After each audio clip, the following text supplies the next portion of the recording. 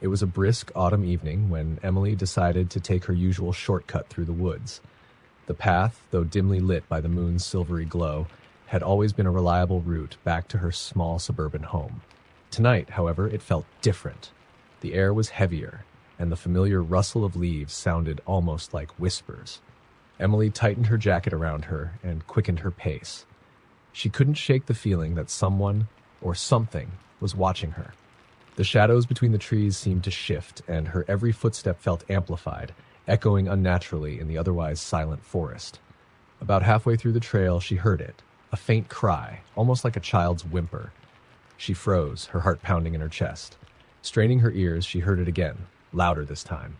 It was unmistakable, a plaintive sob coming from deeper within the woods.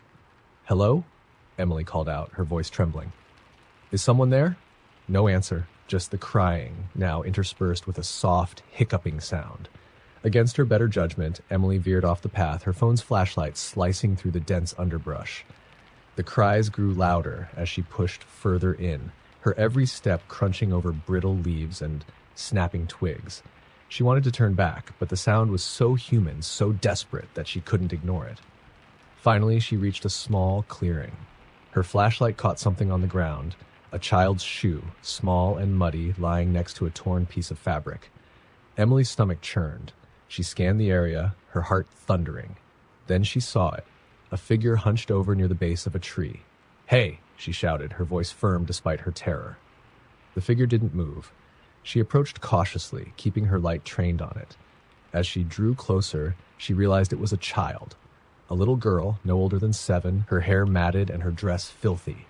The girl's shoulders shook as she sobbed into her hands. Emily knelt a few feet away. "Are you okay? Are you lost? Where are your parents?"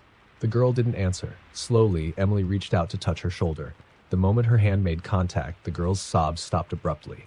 She lifted her head, turning to face Emily. Emily recoiled, stumbling backward. The girl's face was wrong. Her eyes were too wide, too dark, and her mouth stretched into an unnatural grin, far too large for her face. A guttural sound escaped her lips, a mix of a growl and laughter, and before Emily could react, the girl lunged. Emily screamed, scrambling to her feet and running as fast as her legs would carry her. Branches clawed at her clothes and face, but she didn't stop, didn't dare look back. She could hear the girl's laughter, high-pitched, maniacal, chasing her through the woods. She burst back onto the main trail, her chest heaving, tears streaming down her face. The laughter stopped. The forest was silent again, but Emily didn't trust it. She sprinted the rest of the way home, slamming the door behind her and locking every bolt. That night, Emily barely slept. Every creak of the house, every rustle of the wind outside, made her jump. When dawn finally broke, she decided to report what she'd seen. The police were skeptical, but promised to send someone to check the woods. 2 days later, Emily received a call. A child's body had been found in the woods near the clearing she had described. The police said the body had been there for weeks, possibly months. It was impossible for the child to have been alive when Emily encountered her. Emily moved out of town soon after, but she could never outrun the nightmares. Sometimes, late at night, she swore she could still hear the girl's laughter echoing outside her window. And every so often, she would find small, muddy footprints on her porch. Just one shoe missing. The road stretched endlessly before him, a winding ribbon of asphalt cutting through the desolate countryside. Ethan hated late-night drives, but tonight he had no choice. His job as a delivery driver often took him to remote areas. But this route was different. Isolated, eerie, and unnervingly quiet, it was the kind of place that seemed forgotten by time. As the clock ticked past midnight, his headlights illuminated a thick fog rolling in. It clung to the ground like a living thing, twisting and curling as he drove through it. The radio sputtered with static before cutting out entirely. Now the only sounds were the hum of his engine and the rhythmic thump of his tires on the cracked road. He was about 10 miles from the nearest town when he saw it, something lying in the middle of the road. At first, he thought it was a deer, but as he slowed down, his blood ran cold. It was a person, a woman sprawled on her back, her arms flung out at odd angles. Ethan slammed on the brakes, his truck skidding to a stop mere feet from her. He sat there for a moment, heart racing, debating what to do. What if she was hurt? What if she was dead? But something about her posture felt off. Too deliberate, almost staged. He grabbed his flashlight and stepped out into the cold night air. The fog was thicker now, swirling around his legs as he approached. "Ma'am?" he called out, his voice unsteady. "Are you okay?" No response. He crouched beside her, shining the light on her face. Her eyes were open, staring blankly at the sky, but her chest wasn't moving. Ethan's stomach lurched. She wasn't breathing. Just as he reached for his phone to call for help, her head snapped toward him. Her eyes, glassy and unblinking, locked onto his. A guttural noise escaped her throat, a wet, choking sound that sent a bolt of terror through him. Ethan stumbled back, dropping the flashlight. It rolled across the ground, casting wild shadows on the trees. The woman sat up with unnatural speed, her movements jerky and wrong. She turned her head slowly, unnaturally far, until it was almost upside down, and smiled at him. Her teeth were sharp, yellowed, and far too many. He bolted for his truck, his breath coming in ragged gasps. He could hear her behind him, the crunch of gravel and the sickening sound of her distorted laughter. He threw himself into the cab, slamming the door shut, just as her hand slapped against the window. Her face was inches from his, her grin stretching impossibly wide. She pressed her forehead to the glass, her eyes boring into his, as she whispered something he couldn't understand. The words were foreign, guttural, and filled with malice. Ethan floored the gas pedal. The truck lurched forward, and the woman vanished into the fog. He didn't stop, didn't look back, not until he reached the lights of the next town. There, he parked in a gas station lot, his hands shaking so badly he could barely hold his phone to call the police. When they arrived, he told them everything. They searched the road but found no sign of the woman or any evidence that she'd been there. The officer who took his statement frowned and exchanged a look with his partner. "Years ago," the officer said hesitantly, "a woman was hit by a truck on that stretch of road where driver said she came out of nowhere, lying in the middle of the street. He swerved to avoid her, but it was too late. She didn't survive." Ethan's stomach dropped. "You think it was her?" The officer hesitated, then shook his head. "Just a coincidence, probably. But you're not the first to report something like this." Ethan never took that route again. But sometimes, late at night, when he was driving alone, he swore he could see her in the rearview mirror, her face twisted into that impossible grin, waiting for him to stop. It was the kind of motel you'd only stay in if you were desperate. Faded sign flickering in the night, peeling paint on the walls, and a front desk clerk who barely looked up from his phone when handing you the key. Kate didn't care. She just wanted a few hours of sleep before continuing her long drive to visit her family. Her room, number 12, was as unremarkable as the rest of the place. A single bed with a stiff mattress, an ancient TV bolted to the wall, and a small bathroom with a mirror that had seen better days. She locked the door, double-checked it, and threw the chain across for good measure. Exhaustion weighed heavy on her, but something about the room felt wrong. The air was thick, like it hadn't been moved in years, and the dim light bulb flickered sporadically. She chalked it up to the motel's decrepit state and set her phone alarm for 6 a.m. before collapsing onto the bed. She was drifting off when the sound began. Faint at first, like the shuffle of feet on carpet, coming from above her. Kate frowned. As far as she knew, the motel was only one story. She sat up, listening carefully. The noise stopped. "Just my imagination," she muttered, lying back down. But then it started again, louder this time. A dragging sound like something heavy being pulled across the floor. Her pulse quickened. She grabbed her phone and dialed the front desk. "Hi, is there someone above me?" she asked, trying to keep her voice steady. The clerk sounded bored. "Nope, only one floor here." Kate's stomach tightened. "Well, I'm hearing noises. It sounds like someone's up there." There was a pause on the other end. "Ma'am, are you sure? That room's been closed off for years. Maintenance issues. No one's been up there." Kate hung up without replying, her hands trembling. She tried to convince herself it was an animal or the wind, but deep down, she knew better. The dragging sound grew louder, closer, as if whatever was above her was now directly over her bed. She stared at the ceiling, heart pounding, as the light flickered more violently. Then a new sound joined the first, a faint, rhythmic tapping, like fingernails on glass. Her eyes darted to the window. The curtains were drawn, but the tapping continued, slow and deliberate. Summoning every ounce of courage, she crept toward the window and pulled the curtain back. Nothing. Just the empty parking lot bathed in the pale glow of a street lamp. She let out a shaky breath, but before she could step away, a face appeared in the glass. It was pale and featureless, with hollow black holes where eyes should have been. Its mouth stretched open in a silent scream. Kate stumbled back, tripping over the edge of the bed. The light in the room went out, plunging her into darkness. Her phone's screen was her only source of light now, and she clutched it like a lifeline. The noises from above stopped, replaced by a new sound, breathing, deep, raspy, and coming from inside the room. She turned her phone's flashlight on and swept it around. The beam landed on the corner near the bathroom. Something was there. A figure, impossibly tall and gaunt, crouched unnaturally, its head tilted as if curious about her reaction. The figure took a step forward, its movements jerky and unnatural. Kate scrambled to her feet and bolted for the door. She fumbled with the chain, her hands slick with sweat, and threw it open. She ran out into the night, barefoot and trembling, not stopping until she reached her car. She spent the night in the vehicle, engine running, doors locked. When the sun finally rose, she returned to the motel to collect her things. But the clerk was gone, and room 12, it didn't exist. The rooms jumped from 11 to 13. The cold wind bit at Lily's face as she stepped off the train at Ravenswood Station.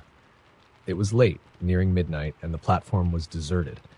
She had taken this route a dozen times before, but tonight felt different. The air seemed heavier, the shadows darker. The silence stretched unnaturally, broken only by the distant hoot of an owl. She adjusted her scarf and began walking the mile-long path to her grandmother's house, a route that cut through the outskirts of an old, overgrown cemetery. Normally, the cemetery didn't bother her. It was just a shortcut, after all. But tonight, the iron gates looked more menacing than she remembered, their twisted bars curling like claws against the moonlit sky.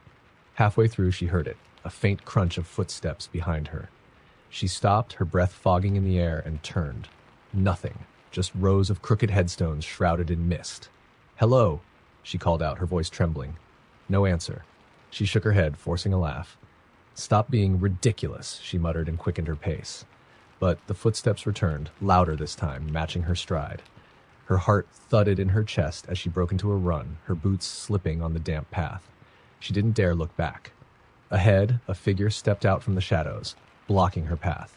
Lily skidded to a halt, her throat tightening. It was a man, tall, with a face obscured by a wide-brimmed hat and a long coat that seemed to melt into the darkness. "Excuse me," she said, trying to sound brave. "I'm just passing through." The man didn't move, didn't speak. His head tilted slightly, as if studying her. Lily's skin crawled. She stepped back, and the man mirrored her movement, stepping forward. The footsteps behind her grew louder, closer. She was trapped. "Who are you?" she demanded, her voice cracking. The man lifted his arm, pointing a long, bony finger toward one of the graves. Slowly, she turned to look. Her stomach dropped. The headstone was hers. Her name was etched in the weathered stone, along with today's date. She stumbled back, her legs giving out beneath her. The footsteps stopped, and she turned to find the man gone. The only sound now was her ragged breathing. She scrambled to her feet, adrenaline propelling her forward. She ran blindly, her lungs burning, until she reached her grandmother's house. The porch light was on, a beacon in the darkness. She banged on the door, screaming for her grandmother. The door opened, and her grandmother stood there, her face pale and her eyes wide with terror. "Lily," she whispered, you're not supposed to be here." "What do you mean?" Lily stopped mid-sentence, the words catching in her throat. Her grandmother wasn't looking at her, but through her, her gaze fixed on something behind her. Slowly, Lily turned. The man in the hat stood at the gate, his face finally visible. It wasn't a face at all, but a hollow void, a swirling abyss that pulled at her very soul. Before she could scream, the world went dark. Lily was never seen again. The townsfolk whispered about the girl who vanished that night, and some claimed to see her name on a grave in Ravenswood Cemetery. Others swore they heard her footsteps on the path late at night, always followed by a second pair, heavier and deliberate. Rain hammered against the windshield as Daniel drove down the narrow country road. The wipers struggled to keep up, smearing water across the glass. He was miles from the nearest town. The darkness outside absolute, save for the faint beam of his headlights cutting through the storm. The GPS had stopped working an hour ago, leaving him to rely on the faint memory of an old map he'd glanced at before leaving. Then, out of nowhere, a figure appeared in the headlights, a woman standing in the middle of the road, her white dress soaked and clinging to her frail frame. Daniel slammed on the brakes, his tires skidding on the wet asphalt. The car came to a stop mere feet from her. Heart racing, he rolled down his window slightly. "Hey, are you okay?" he shouted over the pounding rain. The woman didn't answer. She just stood there, her head tilted downward, her long black hair covering her face. She raised a hand slowly, pointing down the road. Daniel hesitated. Everything about this felt wrong, but he couldn't just leave her there. With a sigh, he unlocked the doors. "Get in. I'll take you wherever you need to go." The woman moved without a word, sliding into the passenger seat. Water pooled around her feet, soaking the car's interior. She still didn't look at him, her face obscured by her hair. Daniel cleared his throat, trying to break the tension. "Where are you headed?" She didn't respond. Instead, she pointed ahead, her hand trembling. Chills ran down his spine, but he put the car in gear and started driving. The rain seemed to intensify, and the road became even narrower, the trees on either side pressing closer. He glanced at her occasionally, but she remained still, her head bowed. After what felt like an eternity, the woman finally spoke. Her voice was barely above a whisper, raspy and broken. "Stop here." Daniel pulled over, the car idling on the shoulder. They were in front of an old, dilapidated house. The windows were boarded up, and the porch sagged dangerously.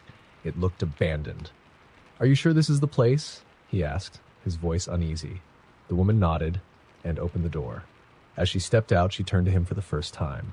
Her hair parted, revealing her face, or what should have been her face. Instead, there was nothing. Just smooth, pale skin stretched over a skull-like shape, completely featureless.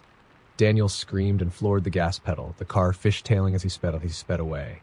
His hands shook as he gripped the steering wheel, his breath coming in ragged gasps. He didn't stop driving until he saw the faint lights of a gas station in the distance. He stumbled inside, drenched and pale. The clerk looked up from his magazine, his expression turning to concern. "You okay, buddy?" Daniel recounted the story, his voice trembling. The clerk's face grew grave. "You're not the first," he said. "People have seen her before. That house burned down years ago. Family died inside. Nobody goes down that road anymore." Daniel felt a cold weight settle in his chest. He turned to leave, but stopped short. Outside, through the rain-streaked glass, he saw her again, standing by his car, waiting. It was supposed to be an ordinary camping trip. Just 4 friends, Mia, Jason, Brooke, and Ryan, looking to escape the city for a weekend.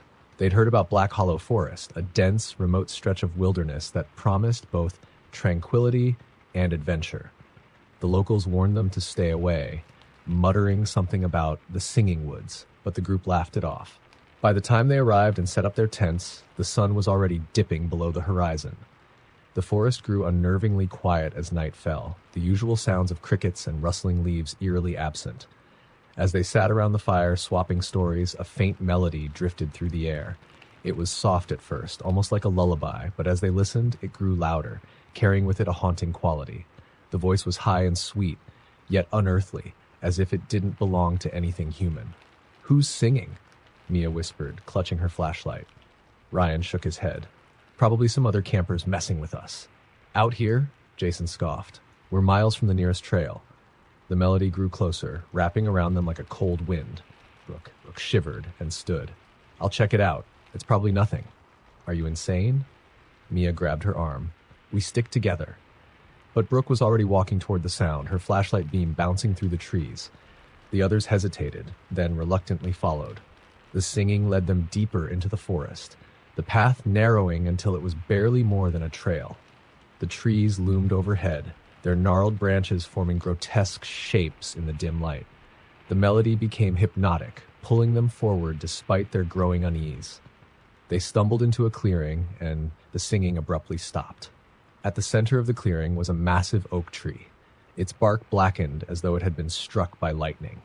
Surrounding the tree were dozens of stone cairns, each about waist-high like makeshift graves.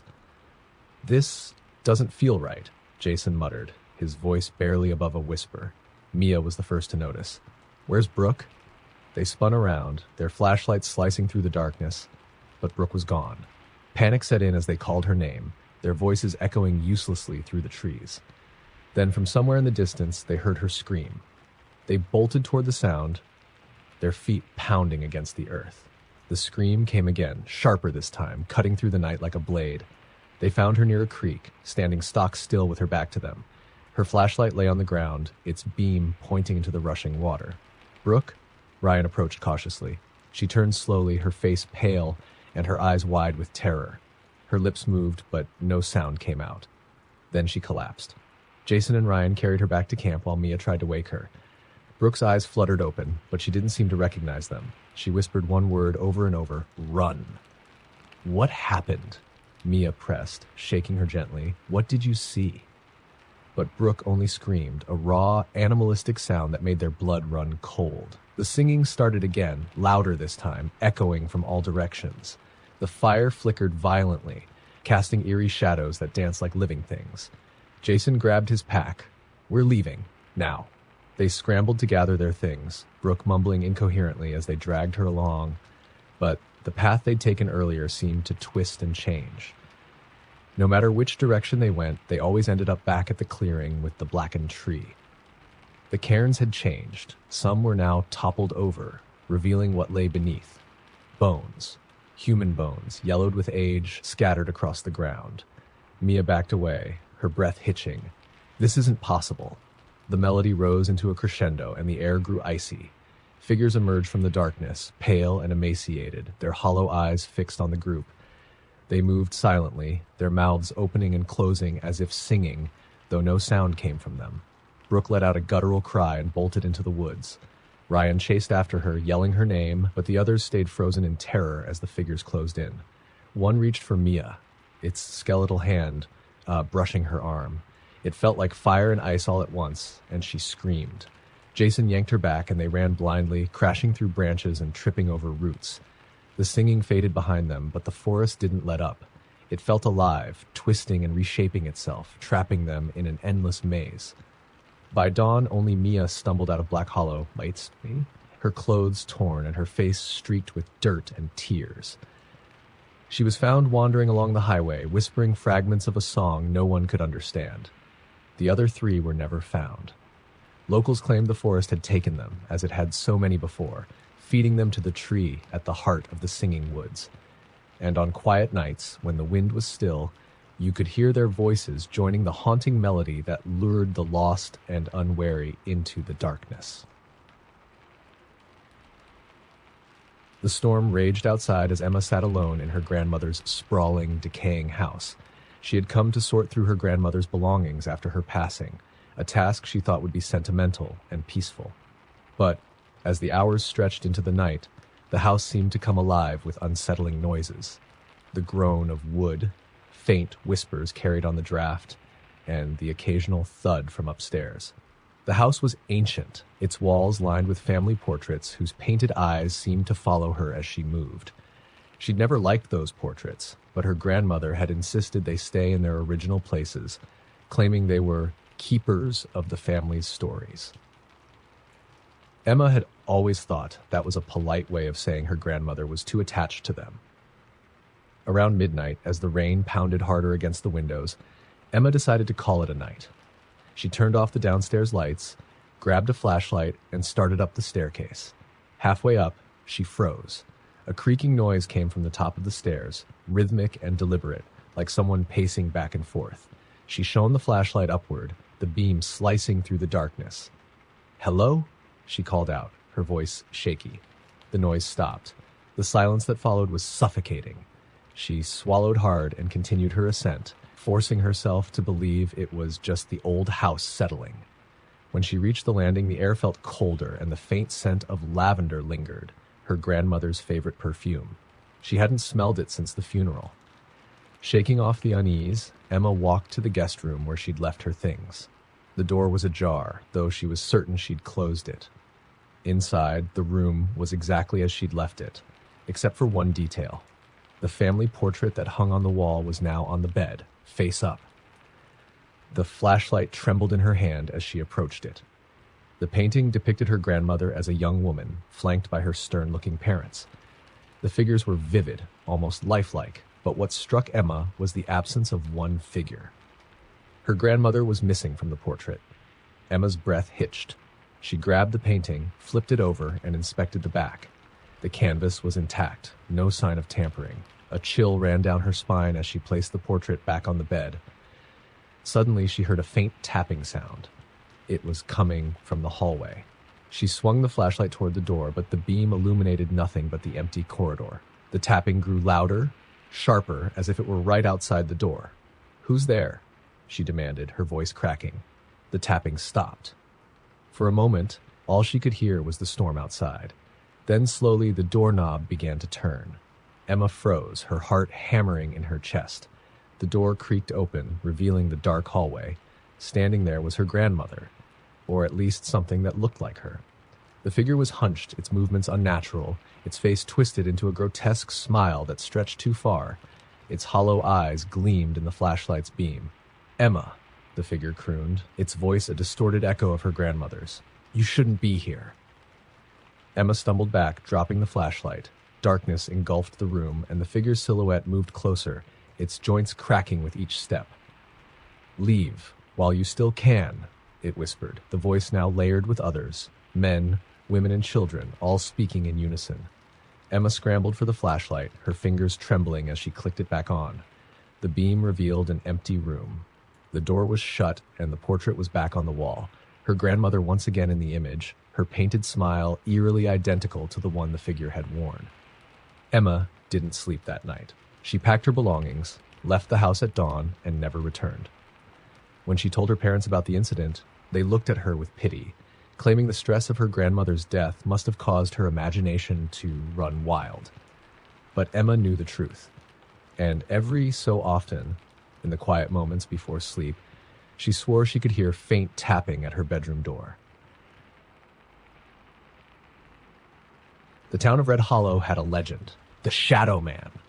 They said he lived in the old abandoned asylum on the hill, a place no one dared to enter.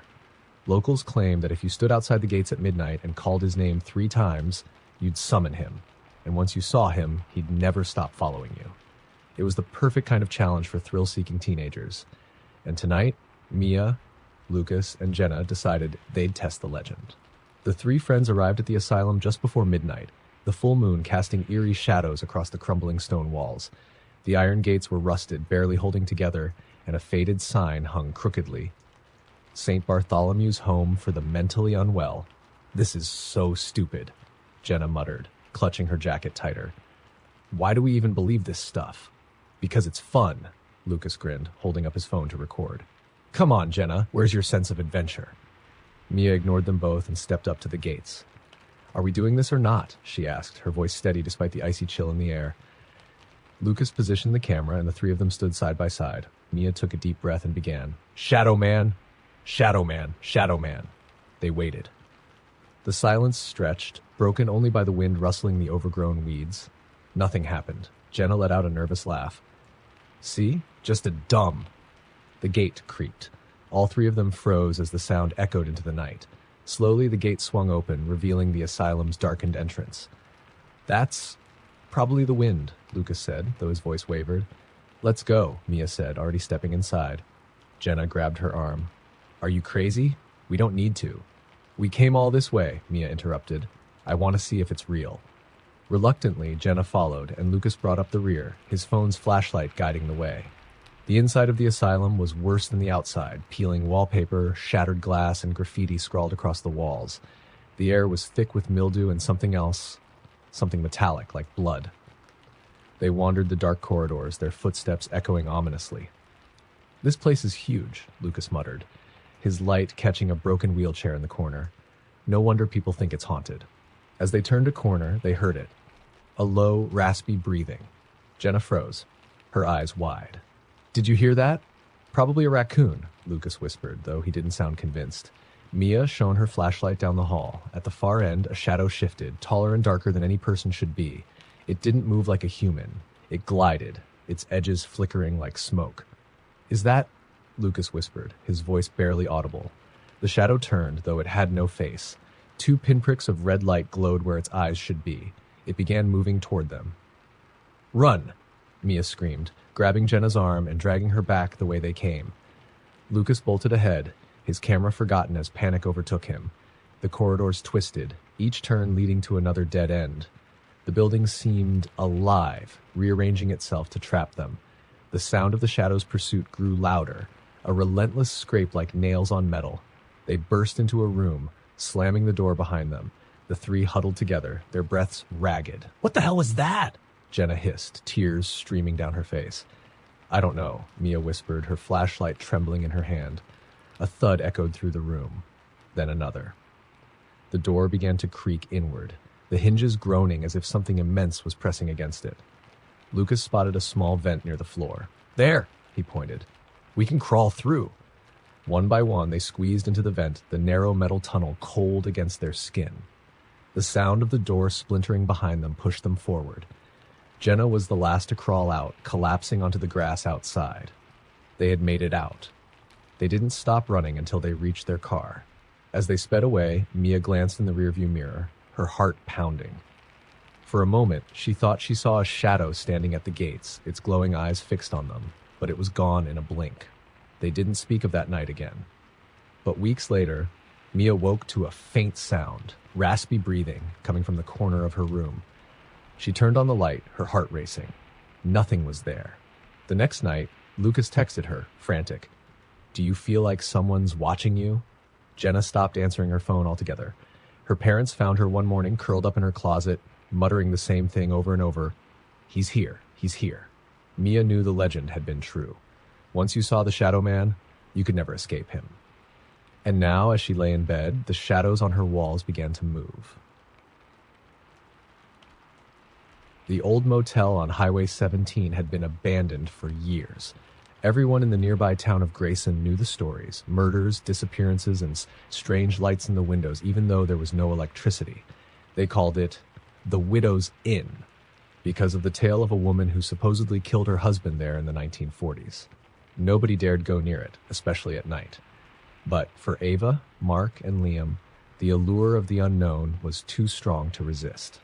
Armed with flashlights and a sense of bravado, they decided to investigate.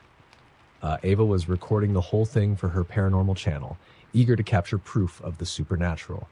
They arrived just before midnight. The motel stood like a skeleton in the darkness. Its neon sign rusted and its windows shattered. The front door hung off its hinges, swinging gently in the breeze. Ava adjusted her camera and smiled nervously at the lens. "All right, guys. Here we are at the Widow's Inn," she said. "The most haunted spot in Grayson. Let's see if the stories are true."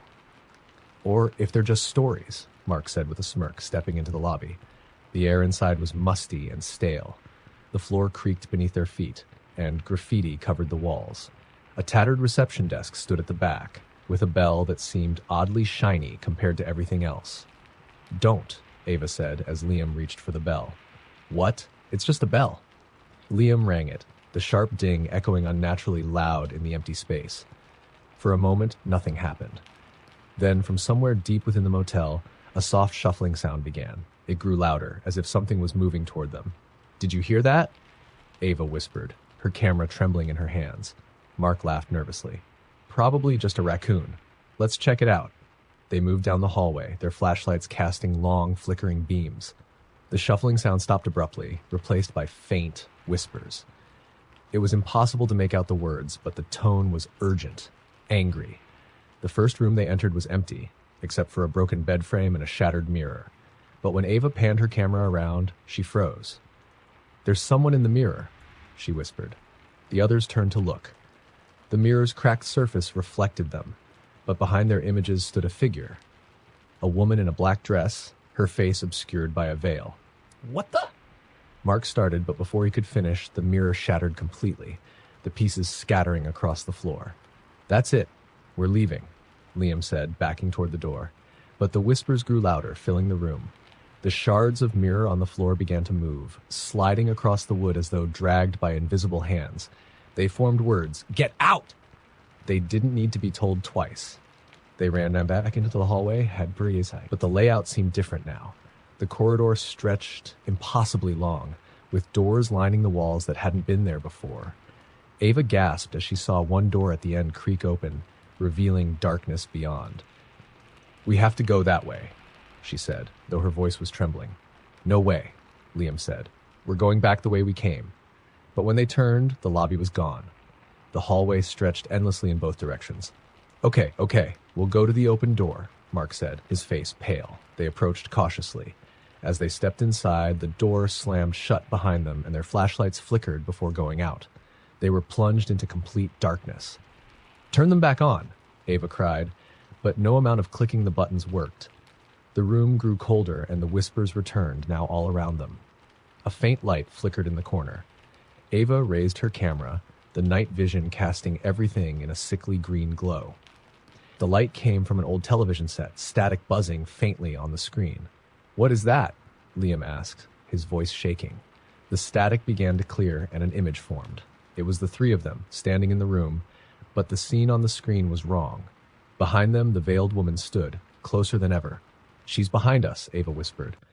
They turned as one, and there she was, her veil lifting to reveal a face that wasn't human.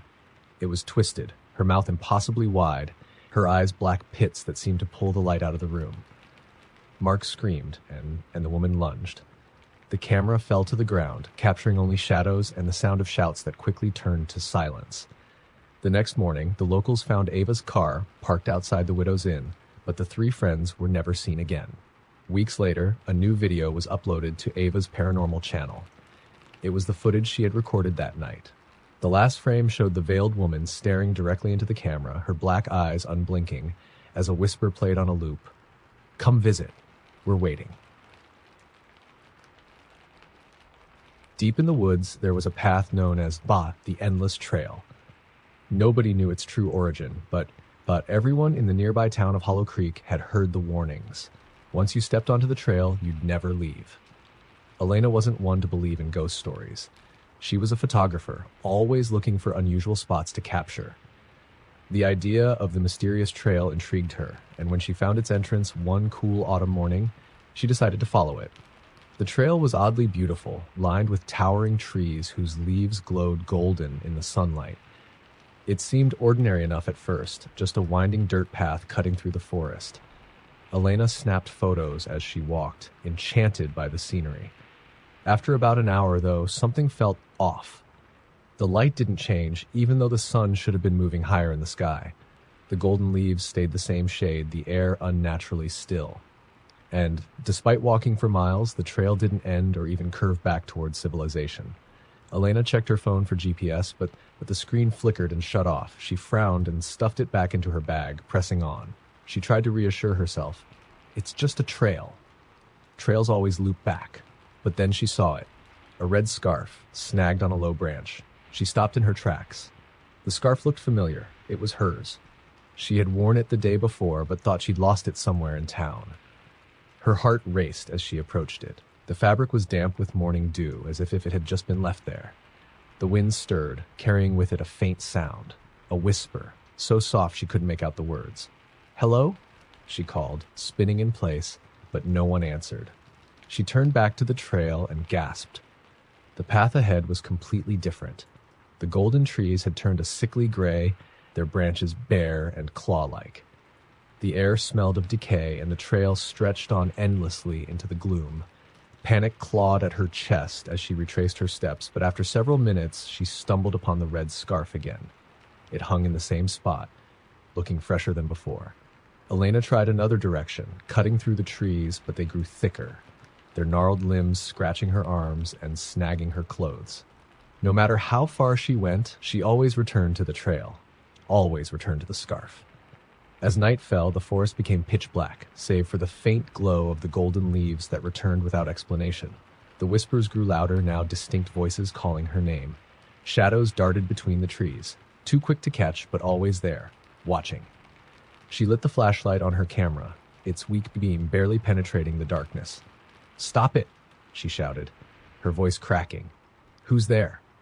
The only response was laughter, low and guttural, like something not quite human. Exhausted, she collapsed onto the trail, clutching her camera like a lifeline. She decided to record herself, thinking maybe someone would find the footage. "I'm on the endless trail," she whispered, tears streaming down her face. "I don't know how long I've been here. It feels like hours, maybe days. If you're watching this, don't follow the trail. Don't." A snap of a branch silenced her. She swung the camera toward the noise. At first, there was nothing. Then, just beyond the edge of the light, she saw it. A figure. It stood impossibly tall, its limbs too long and thin, its face obscured by shadow. The whispers grew louder, more frantic, as the figure stepped onto the trail, its head tilted unnaturally to the side as if studying her. Elena scrambled to her feet and ran. She didn't care where she was going, she just needed to get away. But no matter how fast she ran, the whispers followed, the figure always just out of reach, its presence pressing down on her like a weight. She tripped and fell, her camera skidding across the dirt. When she looked up, the figure was standing over her. Its face finally became visible in the pale light, a twisted, grinning mask of flesh, its eyes hollow pits that seemed to stretch into eternity. Elena screamed, and everything went black. Weeks later, hikers found her camera at the trail's entrance, but there was no sign of Elena. When they reviewed the footage, it ended abruptly with her final scream. In the last frame, the figure loomed closer, its hollow eyes staring directly into the lens. The hikers swore they heard whispers when they left the area. None of them dared step onto the trail again. But sometimes, on quiet nights, locals claim they can hear faint laughter coming from the woods. Laughter and the sound of leaves crunching underfoot.